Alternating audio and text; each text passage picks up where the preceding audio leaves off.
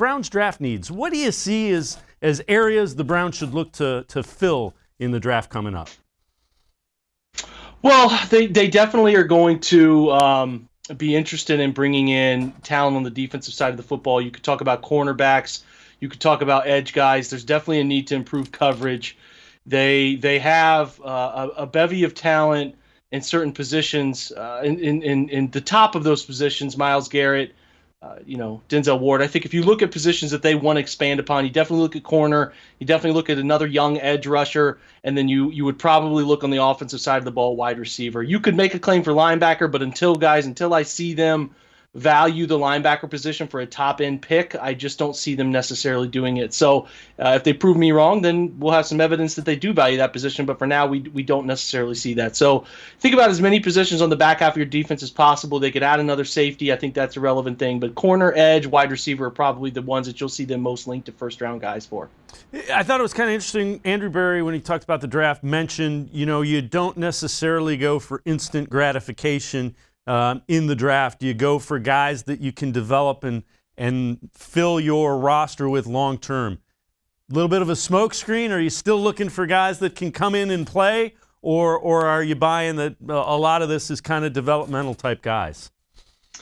I think they'll try to find the best of both worlds. I mean, you don't want to look at something and say, okay, we need to plug this position right away with the player that we think can come in right now and start and be a great player. If that's the case, that's great. But you don't want to reach for a position because you feel like maybe you need to go get a player at a certain spot because we need a corner here and we need to go up and get a player who maybe you're reaching for that position. So they want to do the best that they can do to find the long game here. I think people misunderstand how their roster's set up to not really have they're not really committed to many people outside of the next year. I think there's only 5 players committed to 2023 under contract. So they're playing the long game here. And if they think a defensive end fits or they think a defensive tackle is the best player, they know that they need future building blocks. Not that they don't have guys on the roster that they're going to keep around like they are. They're just keeping their opportunities and options open.